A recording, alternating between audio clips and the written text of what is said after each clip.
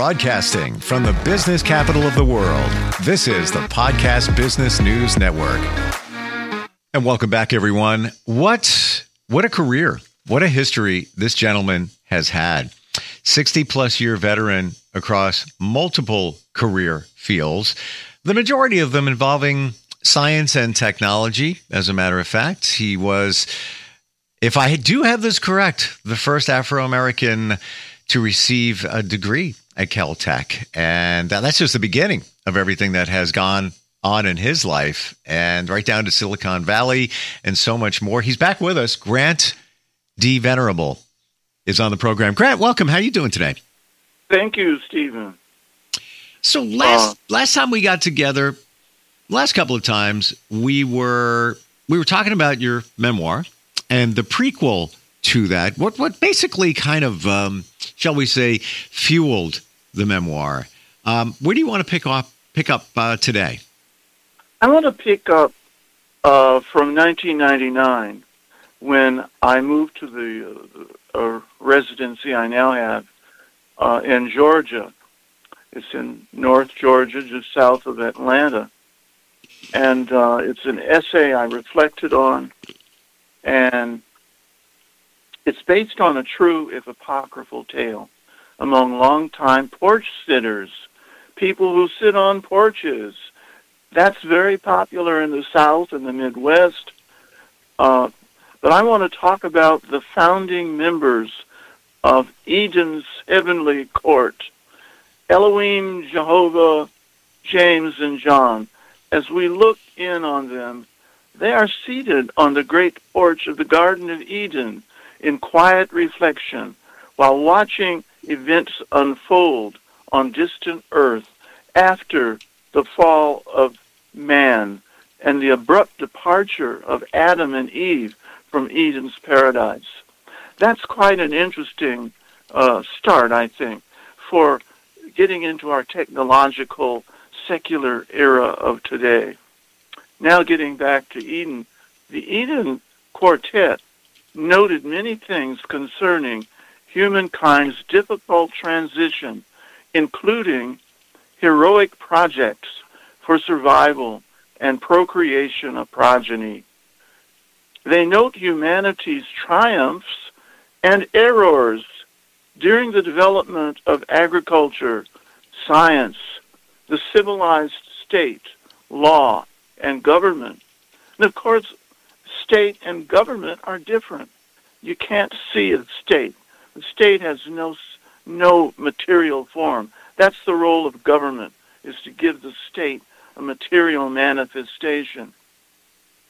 The divine quartet note humankind's foolish, endless wars for treasure, power, and empire, and especially in the handling of any and all relationships rooted in race, class, and sexuality labels, and life's other dualistic categories of the ego. The mythical quartet is fascinated by development after the fall in Eden over gobs of millennial time through the 21st century CE. That's in the Common Era, CE. They note successes and failures in conjugal and non-traditional group, cultural, and corporate alignments among untold legions of mortals, some open to the atonement narrative, but others not. The Eden Quartet sees the intersections between mortals and their predictable responses to unpredictable acts of God, and how people have responded across all areas of existence. Now here it goes. Especially fascinating to the quartet are human efforts in providing for their survival needs, their development of poly and monotheistic religions as a template for shaping secular societies, politics, charity, and morality, and how achieving a modicum of power and control over their lives and how their creation of unnecessary complexity resulted in misery and pleasures around nearly everything mortals touch. Drugs,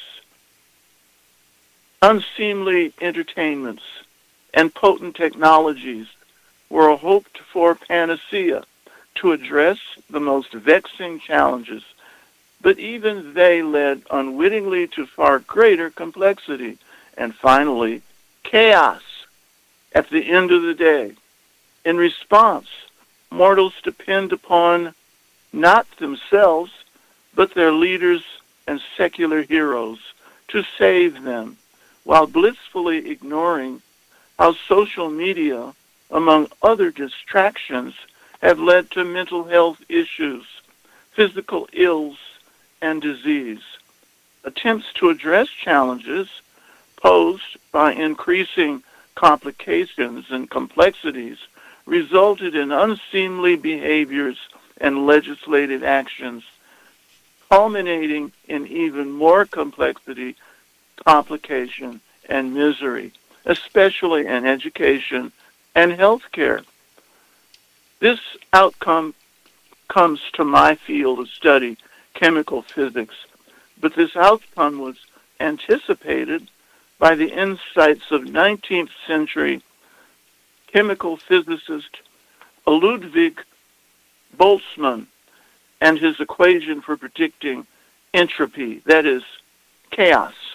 Then came the mythical quartet's observation of a promising, if strange, little app called artificial intelligence, or simply AI. Could this be the return of Heisenberg's spirit to find not frustration, but nirvana in uncertainty? That refers to the Heisenberg uncertainty principle.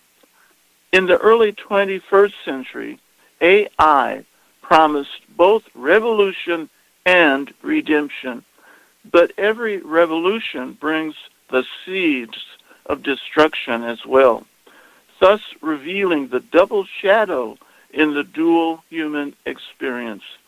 And that was the rub, the surprise appearance of dualism in Adam and Eve's new awareness of their nakedness, alerted the Eden Quartet that they had eaten of the forbidden fruit of a certain tree of knowledge, a sure sign of algebraic group theory and life's thorny dualisms of good, evil, light, dark, female, male, and life, death. While their ejection from Eden was but a minor consequence of the serpent's temptation, it morphed into Homo sapiens' quest for freedom and happiness. Yet this awareness also led to our mortal overemphasis of the us versus them tendencies in life, and the rise of narcissistic, power-crazed progeny who would suppress freedom to acquire limitless power and wealth. The Eden Quartet must be weeping over such sad intrusions into its divine creation, but already deploying corrective action. So that gets us up to Eden's comfort zone. It was but a small price to pay for a serpent's temptation, since the Edenic pair's interest in learning morphed into a higher quest for freedom and the joy of learning. This is a little different interpretation of traditional religion. The time-distant progeny, smitten by unending lusts for power, darkened life's us versus them shadow, because they mistakenly observe any matter with the light of wisdom placed behind and not in front of all matters. They do not distinguish reality from unreality or good from evil. The appearance of those ruthless mortals have threatened freedom everywhere.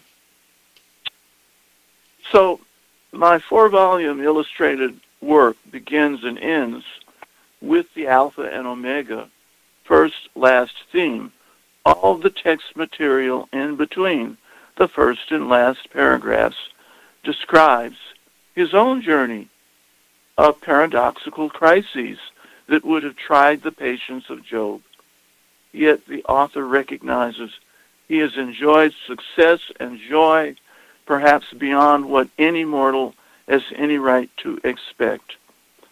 But finding inspiration from disruptive obstacles along life's paths only reinforced his resolve, creativity, and defiance of the odds in manifesting his hopes.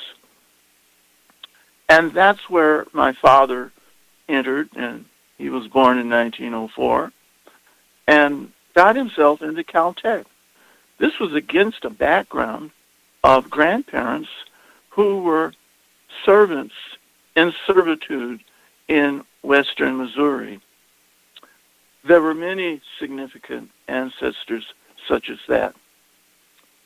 So I've really been up against some crises and some miracles. And it's taken me for some years to really figure out how my father got into Caltech and got through Caltech, graduating 1932. So that's where we are right now, Stephen, is at that point where I started my career in chemistry at UCLA as an undergraduate in 1960.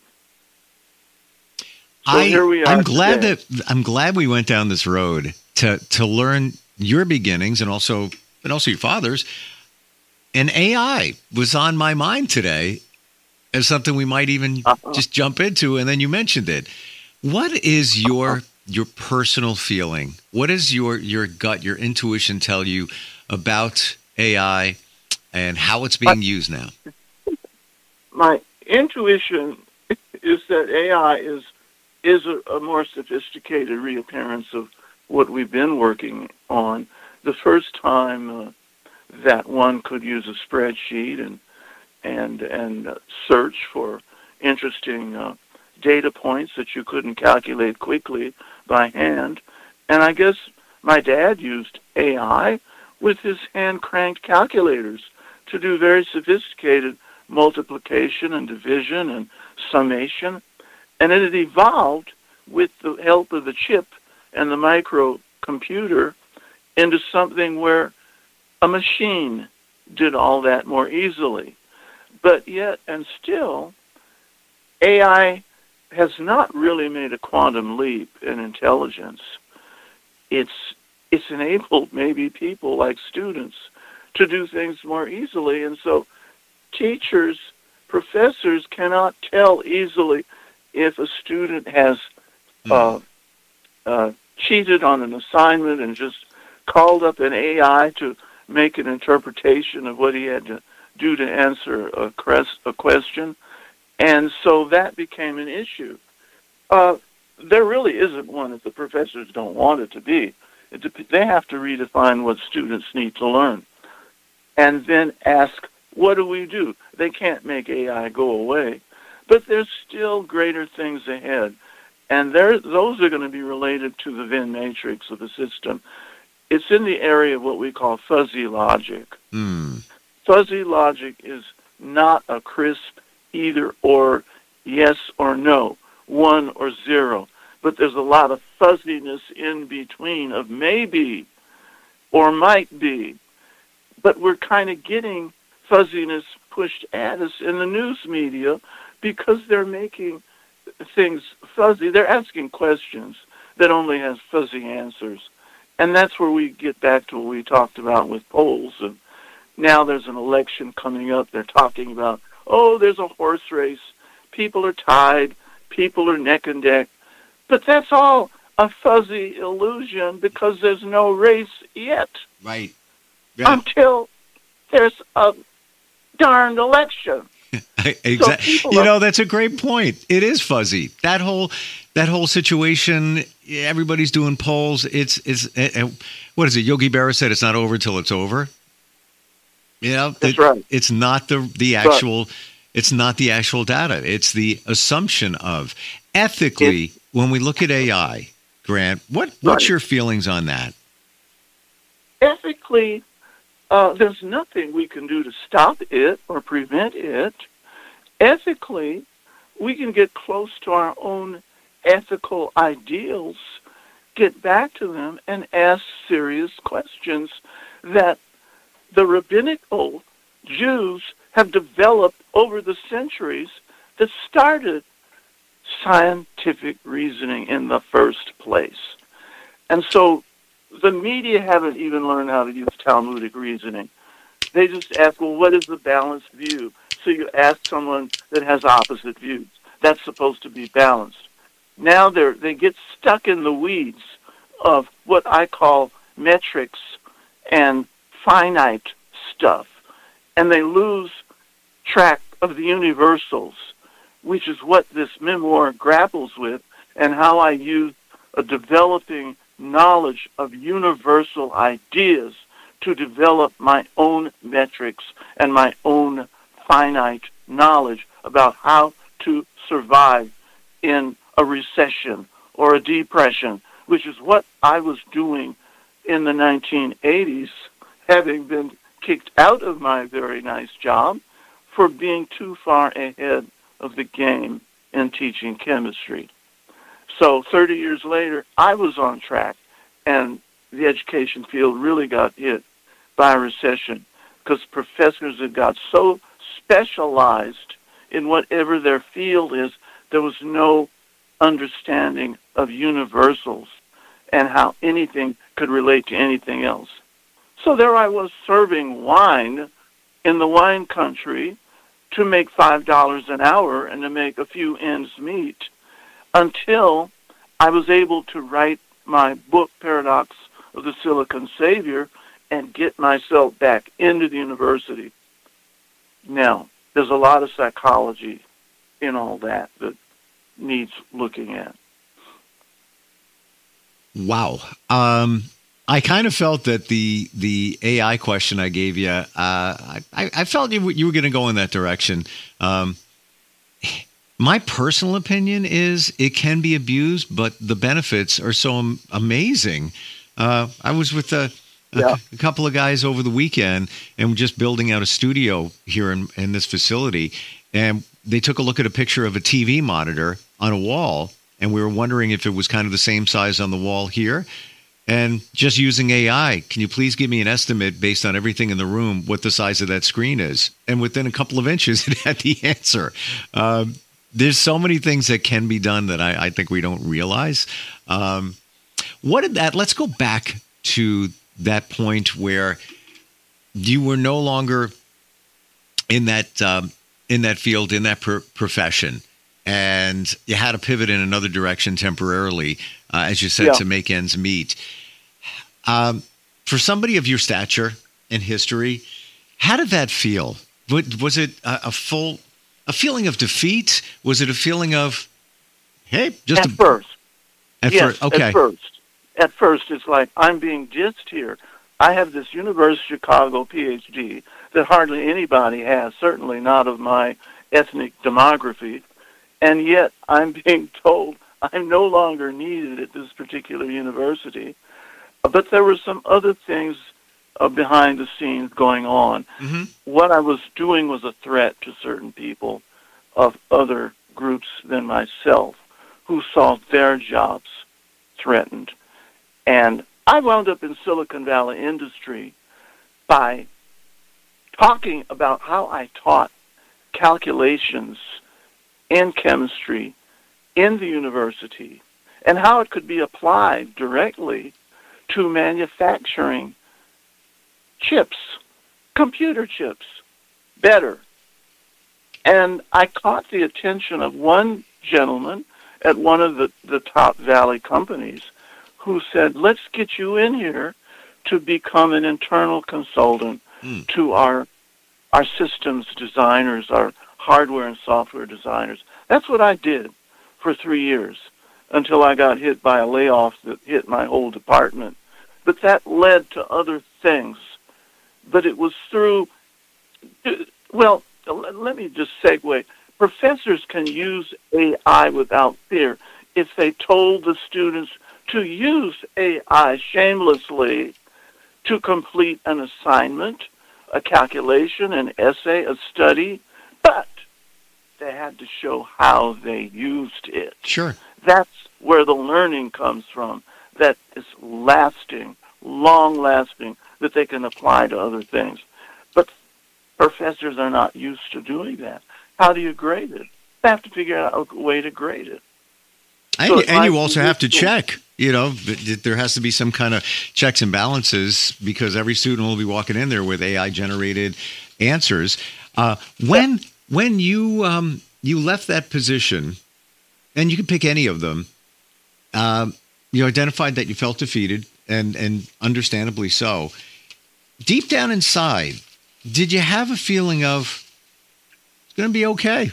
This is an opportunity for another opportunity.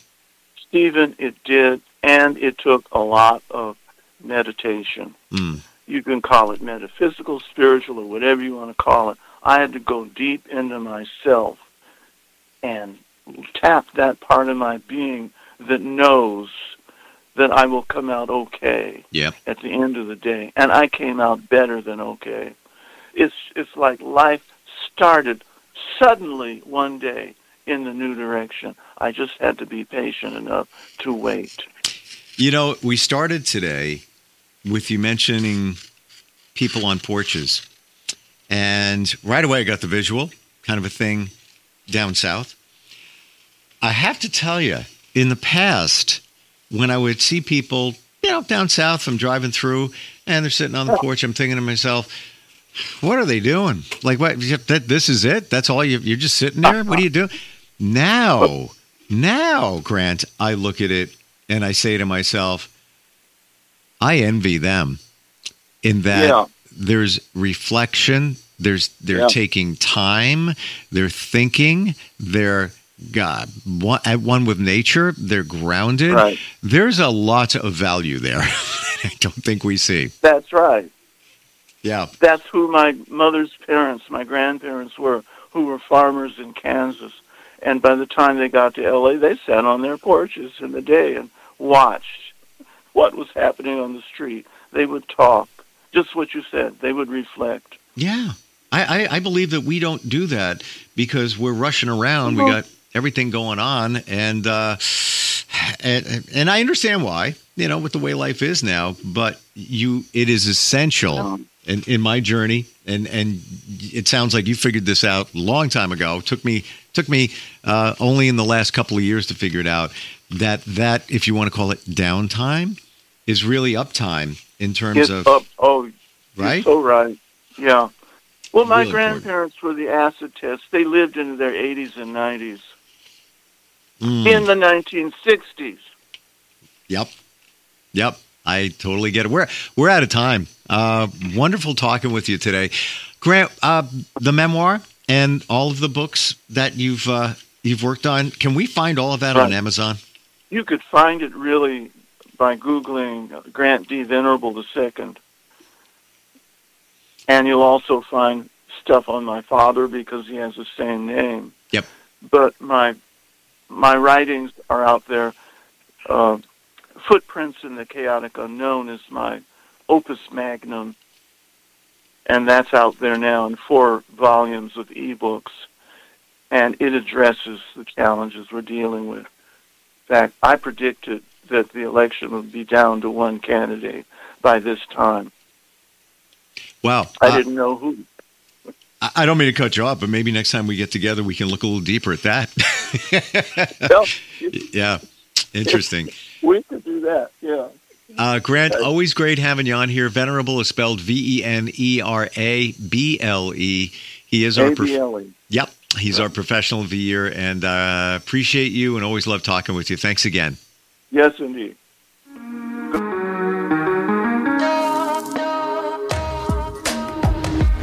Broadcasting from the business capital of the world, this is the Podcast Business News Network.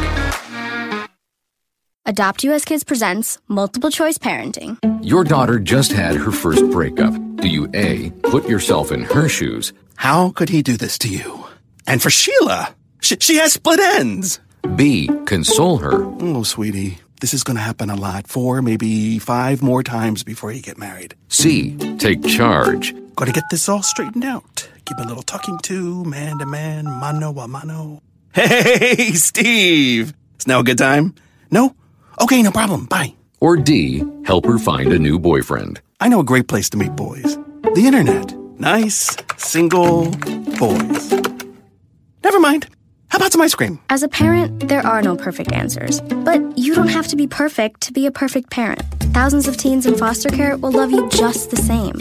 For more information on how you can adopt, visit adoptuskids.org. A public service announcement from the U.S. Department of Health and Human Services, Adopt U.S. Kids, and the Ad Council.